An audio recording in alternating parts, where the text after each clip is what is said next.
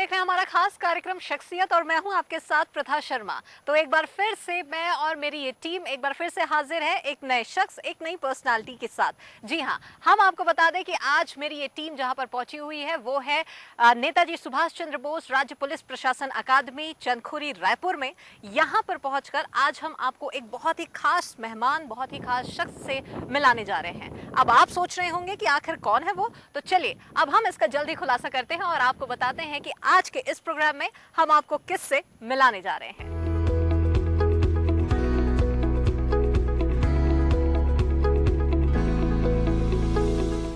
तो आज हम आपको जिससे मिलाने जा रहे हैं वो है एक आईपीएस ऑफिसर और अपने सॉफ्ट नेचर के लिए वो जाने जाते हैं। आदिवासियों के लिए वो लगातार काम कर रहे हैं, आदिवासी समाज के उत्थान के लिए वो लगातार काम कर रहे हैं। फिटनेस फ्रिक वो काफ़ी ज़्यादा हैं, योग को लेकर वो काफ़ी सजग हैं और अपने फिटनेस को लेकर वो काफ़ी ज़्यादा ध्यान देते हैं। यही वजह है कि अपनी डेली रूटीन में वो एक लंबा समय अपने फिटनेस को लेकर, एक्सरसाइज को लेकर भी बिताते हैं। तो चलिए अब हम आपको मिलाते हैं कि आखिर कौन है वो। तो अब आखिरकार उस रात से हम पर्दा हटाते हैं जिसके बारे में हम लगातार आपको बताते आ रहे थे। जी हाँ, आज हम शख्सियत के इस खास प्रोग्राम में जिनसे आपको मिलाने जा रहे हैं वो हैं आईपीएस रतनलाल डांगी जी। और इनसे मिलकर ढेर सारी हम बातें करेंगे उनके पर्सनल और प्रोफेशनल लाइफ के बारे में। इनका कार्यकाल कहाँ रहा, पहली पोस्टिंग कहाँ रही और क्या कुछ इनिशिएटिव्स इन्होंने लिए हैं, ये सब कुछ आज इस प्रोग्राम के थ्रू हम जानेंगे और आपको बताएंगे।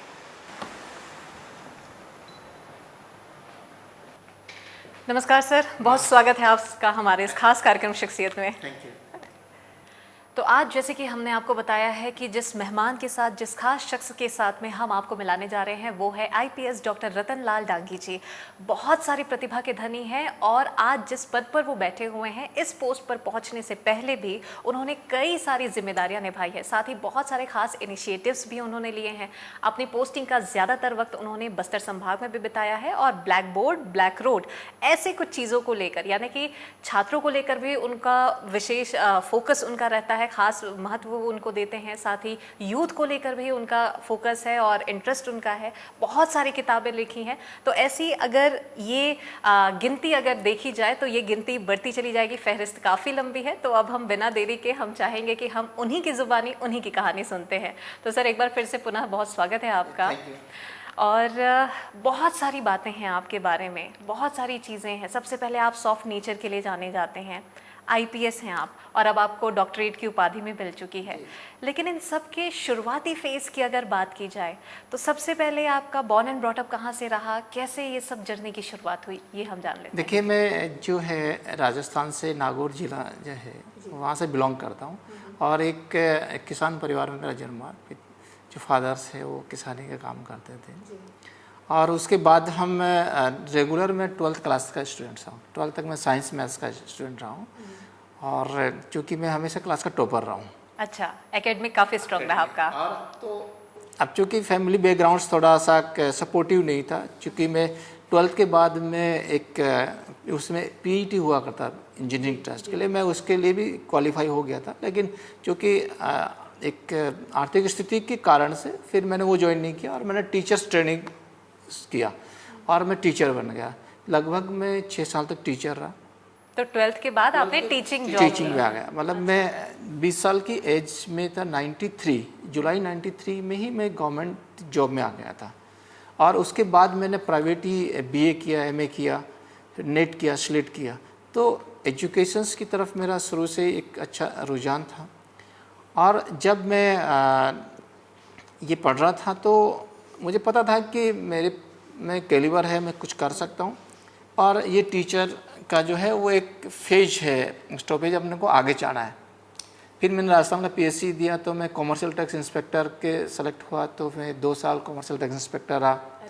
फिर दोबारा पीएससी दिया तो मैं नायब तहसीलदार रहा, अजमेर मेरी पोस्टिंग रही थी। और फाइनली एक जो टारगेट रहती है ऑल इंडिया सर्विसेज में आना है और 2003 में मैं आईपीएस में सेलेक्ट होकर के छत्तीसगढ़ काडर मुझे मिल गया। तो ये मेरा एक जर्नी रहा। तो काफ़ी इंस्पायरिंग और काफ़ी इंटरेस्टिंग है आपकी जर्नी। कह सकते हैं कि एक चुनौतियाँ थी जी। और ऐसी चुनौती में बहुत सारे लोग टूट जाते हैं। लेकिन एक अंदर से कॉन्फिडेंस था कि नहीं, अपन पढ़ने में तो होशियार नहीं है, ठीक है, ये तो एक थोड़ा सा समय के लिए कह सकते हैं कि रोक सकती है। अब चूँकि हिस्ट्री हम पढ़ते हैं तो बहुत सारे महापुरुष रहे हैं कि जिनकी लाइफ भी अपने से ज़्यादा स्ट्रगल की रही है। चाहे हम डॉक्टर बाबा साहब अम्बेडकर की बात कर लें, चाहे अब्राहम लिंकन जी की बात कर लें, इवन अपने लाल बहादुर शास्त्री जी की बात कर लें, तो सभी ने तो वो फेस देखा ही है। तो फिर हम जब वो लोग हिम्मत नहीं हारे तो हम क्यों हारे? तो ये चीज़ें हमेशा आपको एक कॉन्फिडेंस देती है कि आगे बढ़ना चाहिए। बहुत खूबसूरत और बहुत अच्छी बात आपने कही है सर कि, और ये बात काफ़ी चरितार्थ भी आप करते नज़र भी आए हैं कि 20 साल की उम्र में एक लड़का जिसको काफ़ी इंटरेस्ट रहता है और घर की आर्थिक स्थिति और तंगी को देखते हुए उन्होंने कैसे निर्णय लिया, और ये काफ़ी इंस्पायरिंग और अच्छी स्टोरी है सर कि आप आज एक आईपीएस ऑफिसर के रूप में तैनात हैं, लेकिन इससे पहले आप एसडीएम रहे, आपने टीचिंग भी की है, फिर तहसीलदार भी रहे हैं। लेकिन ये आईपीएस, जैसे आपने बताया कि आपको खुद पर बहुत भरोसा था, और आपने जैसा बताया कि आपकी राजस्थान में बॉर्न एंड ब्रॉट अप रहा, आप सारी चीज़ें राजस्थान में, लेकिन फिर जब आप आईपीएस बनते हैं तो पोस्टिंग छत्तीसगढ़ में हो जाती है। तो ये फील कैसा था और कैसा ये सब कुछ रहा? जब आप यूपीएससी का रिजल्ट आया, आपको फाइनली आईपीएस मिला, तो उस समय ये नहीं देखा था कि काडर कौन सा मिलेगा, क्योंकि ऑल इंडिया सर्विस है, पूरा देश अपना है, जिस भी कोने में जाएंगे वो अपना घर है, तो वो चीज़ सोच करके एक वो फीलिंग तो नहीं आती।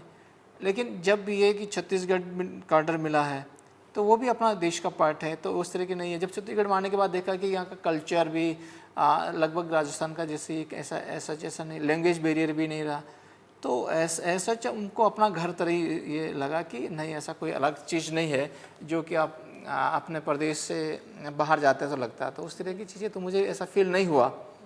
और क्योंकि एक आपके जिस जिम्मेदारी की पोस्ट पे आप आ रहे हैं तो आपका काम भी उस तरह से जो है, चैलेंजेस तो नेचुरली आपने इतना बड़ा चुना है तो वो तो आना ही है, तो वो उस तरह का कोई इश्यूज मेरे सामने नहीं आया।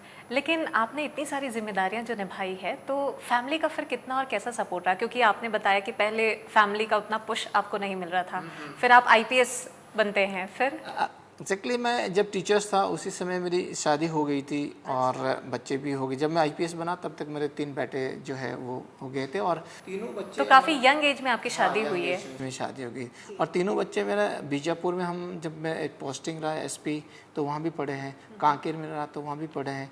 तो जहाँ जहाँ हमारी पोस्टिंग रही बच्चे वहीं पढ़े, करीब 8 से 10 स्कूलों में उन्होंने अपना एजुकेशन को पूरा किया।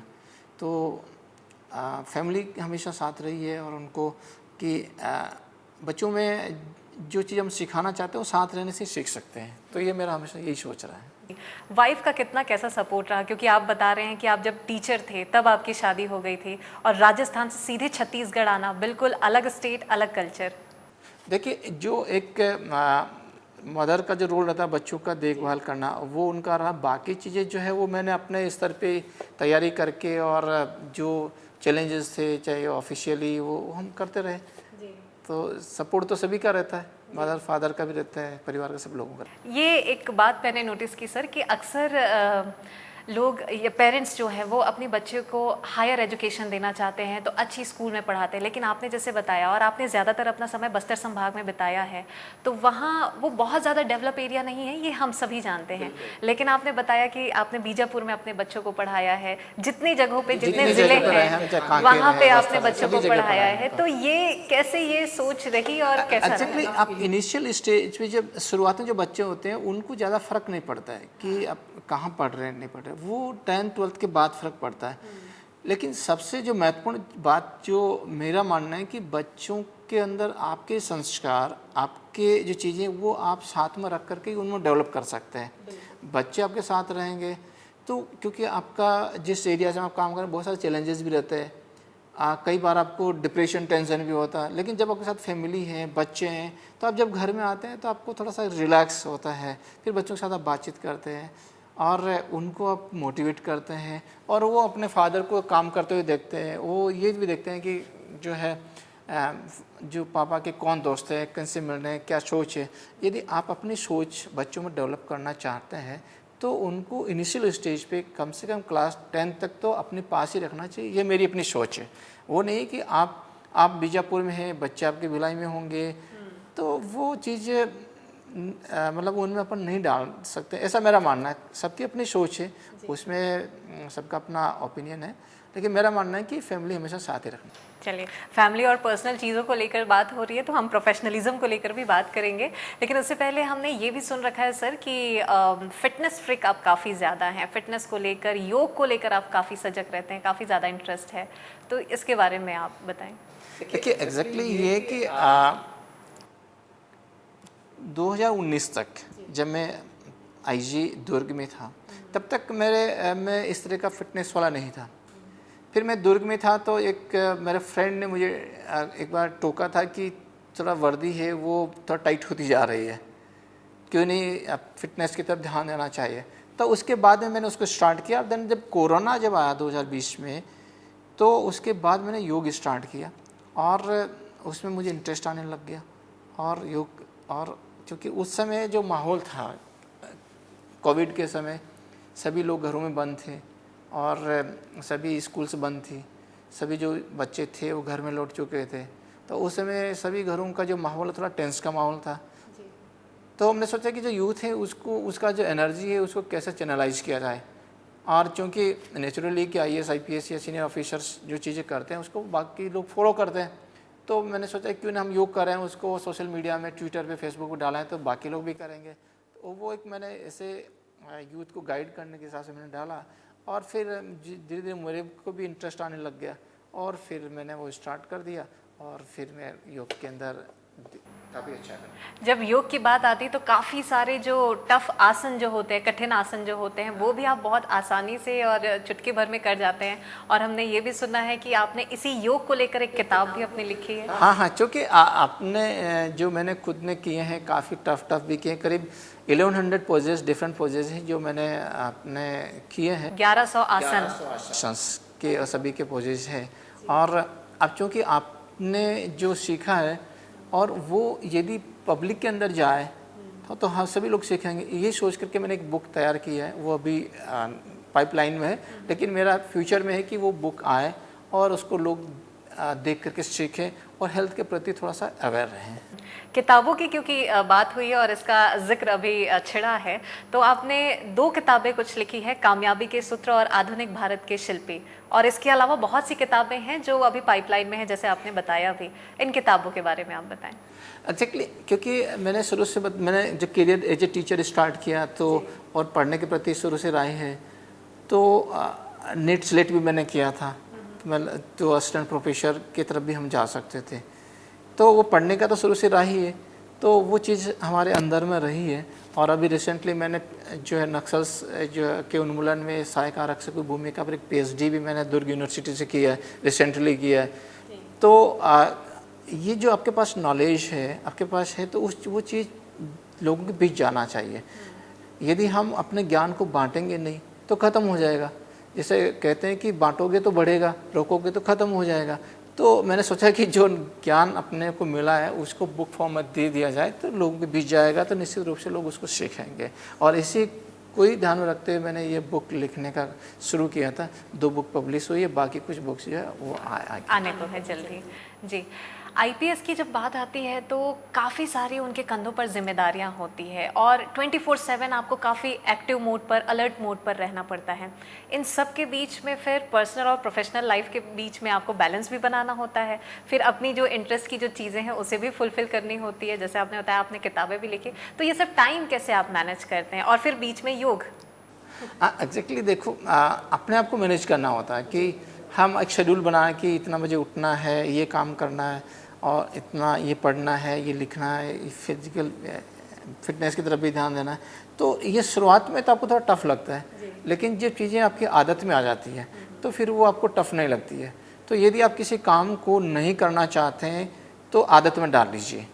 कहने का मतलब है कि आप इस काम को डेली करते हैं तो आपको लगेगा नहीं मैं कोई काम कर रहा हूँ। जैसे मॉर्निंग हम उठते हैं, हम ब्रश करते हैं, पता ही नहीं लगता कब ब्रश किए होंगे, क्योंकि वो आदत में है अपने को, वो काम नहीं लगता है। तो यदि आप किसी काम को ईजी करना चाहते हैं तो उसको आदत बना लीजिए। तो वही आदत मैंने जैसे योग करने की है, पढ़ने की, लिखने की बना रखी, तो ऐसा लगता नहीं है कि हम कोई काम कर रहे हैं, ऐसा लग रहा है कि वो चल रहा है, रूटीन में चल रहा है। और उसके बाद जो आपका एक ड्यूटी संबंधित काम है वो ऑफिस के समय काम होता ही रहता है, तो ऐसा कोई इश्यूज़ नहीं है।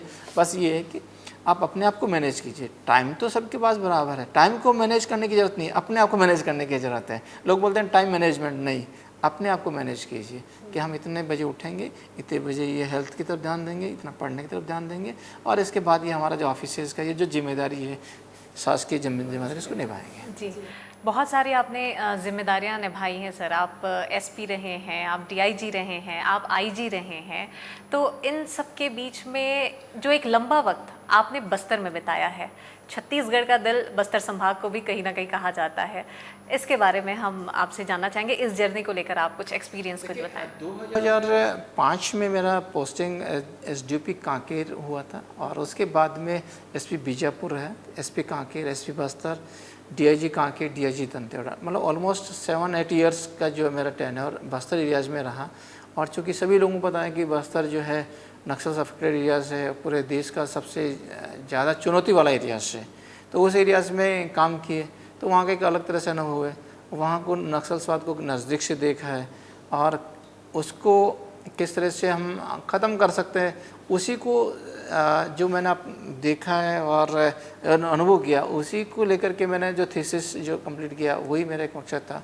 और वहाँ पर मैंने देखा कि जो यूथ है, जिस तरफ जो यूथ है उनका पलड़ा भारी है। जब वहाँ के जो यूथ है उनको नक्सल अपनी तरफ ले गए तो उनकी संख्या बढ़ गई, वो फोर्सेस पे हावी हो रहे थे। लेकिन 2005 के बाद जो छलवा जुड़ूम स्टार्ट हुआ, जो बहुत सारे जो यूथ है वो पुलिस की तरफ आए, उनको सहायक आरक्षक बनाया, तो जो यूथ पुलिस की तरफ आए, तो उसके बाद उनको हमने सही तरीके से गाइड करने का एक अभियान चलाया कि किस तरह से लोगों को गाइड कर, यूथ को जो गाइड करके हम उनको अपनी तरफ मिला सकते हैं, और जो नक्सलवाद जो इतनी बड़ी समस्या उसको ख़त्म कर सकते हैं। इसीलिए मैंने एक mission guide the youth grow the nation भी जो है उसी समय से चलाया। उसका मकसद है कि जो यूथ है उसको गाइड कीजिए और देश को आगे बढ़ाइए। Guide the youth grow the nation, क्योंकि जो यूथ है वो, चाहे वो हम एग्जाम्पल लेते हैं किसी परिवार का, जब परिवार का यूथ सही दिशा में चलता है तो उसके पेरेंट्स जो है वो खुश रहते हैं।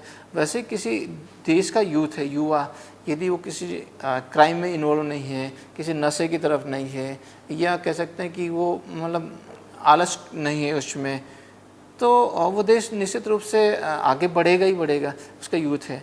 और वो किसी तरह के कोई इंसर्जेंसी वाली हो, चाहे कह सकते हैं कि नक्सल, उनके साथ नहीं जाएगा। तो ये इस मकसद को लेकर के मैंने जो यूथ है उसको गाइड करने के लिए उनके करियर कैसे, उनको क्या चुनना चाहिए, कैसे करना चाहिए, क्या आपके लिए फ़ायदे की चीज़ें हैं, आपके परिवार के लिए, देश के लिए क्या है, क्या चीज़ें आपको नुकसान करा सकती हैं, इन चीज़ों के हमने एक अभियान चलाया जिसमें सभी एसपीज थाना स्तर पर भी जा कर के जो यूथ है उसको कॉलेजेस में, स्कूल्स में ये एक अभियान हमने चलाया था। चलिए, तो कुल मिला के युवाओं पे विशेष फोकस आपका रहा है। जो युवा है वही देश का भविष्य है। जी जी जी, और काफ़ी अच्छा इनिशिएटिव आपने लिया भी है। छात्रों को लेकर भी आपने एक बहुत अच्छा इनिशिएटिव लिया है। ब्लैक बोर्ड की बात भी अभी कुछ देर पहले भी हो रही थी, हम चाहेंगे आप उसके बारे में भी बताएं। जैसे नक्सल से एरिया से हमने काम किया तो वहाँ हमने देखा कि स्कूल्स जो थे, नक्सलियों ने उस एरियाज़ के जितने भी स्कूल्स थे, और एक अभियान चला कर उन्होंने पूरे स्कूल्स को ब्लास्ट किए, बिल्डिंग्स को। जब हमने एक नक्सल्स कमांडर्स को पकड़े, उसको इंट्रोगेट किए, उनसे पूछा कि तुम स्कूल बिल्डिंग्स को क्यों तोड़ रहे हो, तो उनका ये कहना था कि सर स्कूल नहीं तोड़ेंगे तो यहाँ के आदिवासी लोग पढ़ेंगे तो उनमें फिर सवाल पूछने की बात आ जाएगी कि वो लोग जागरूक भी हो जाएंगे। तो हम कभी नहीं चाहेंगे कि इस एरियाज़ के जो आदिवासी यूथ है, जो बच्चे पढ़ें, और यदि वो नहीं पढ़ेंगे तो हम जो कहेंगे वो मानेंगे, हमारा जो माओ का जो विचारधारा है उसकी तरफ मांगेंगे, और यदि पढ़ भी जाएंगे तो गांधी की विचारधारा, अंबेडकर की विचारधारा की तरफ चले जाएंगे कि क्या सही है क्या गलत है। तो उस चीज़ से मुझे ये रियलाइज हुआ कि, और उसके अलावा सबको पता है कि एजुकेशन एक ऐसी चीज़ है जिससे हम अपने आप को बदल सकते हैं, दुनिया बदल सकते हैं। हम शिक्षा के माध्यम से सामाजिक क्रांति ला सकते हैं, हम हर तरह का विकास शिक्षा के माध्यम से ही कर सकते हैं। तो इसलिए मैंने जो है वो ब्लैक बोर्ड और ब्लैक रोड का जो कॉन्सेप्ट मैंने वहीं से लिया था कि यदि ब्लैक बोर्ड यानी जो एजुकेशन सिस्टम, यदि आपके स्कूल्स, कॉलेजेस और जो जितना भी एजुकेशन इंस्टीट्यूशन है वो यदि स्ट्रॉन्ग होंगे, साथ ही ब्लैक रोड यानी जो इंफ्रास्ट्रक्चर, रोड्स होगी, आपके जितने भी जो विकास से संबंधित जितने भी भवन है वो अच्छी स्थिति में होंगे तो निश्चित रूप से जो जो यहाँ का यूथ है या वहाँ के जो लोग हैं वो कोई भी नक्सलियों के साथ नहीं जाएगा, कोई भी किसी उग्रवादियों के साथ में नहीं जाएगा। तो किसी भी समस्या को ख़त्म करने के लिए स्पेशली जो सामाजिक या आर्थिक कारणों से जो समस्या पैदा हो रखी है वो उसका समाधान एक ही है, blackboard and black route. काफ़ी अच्छा ये इनिशिएटिव है। और हमने ये भी सुना है सर कि आदिवासी समुदाय से, जनजातियों से आपका एक विशेष लगाव और झुकाव भी रहा है। तो क्या इसके पीछे कारण ये मान लिया जाए कि चूंकि आपने एक लंबा समय अपना काम के दौरान बस्तर में बिताया है? एग्जैक्टली, जैसे मैं बस्तर एरिया से बिताया है, हर जगह रहे, तो हमने देखा कि जो आदिवासी समाज है वो बहुत ही सरल लोग हैं और नक्सल्स आकर के उनका शोषण कर रहे हैं और उनकी कल्चर बहुत रिच है और वो जो है उसने पूरी कह सकते कि हमारा फॉरेस्ट या प्रकृति को उन्होंने बचाया है। जितना जंगल आप देखेंगे पूरी दुनिया में, और हम छत्तीसगढ़ की बात करेंगे तो पूरा जंगल केवल ट्राइब्स लोगों ने बचाया।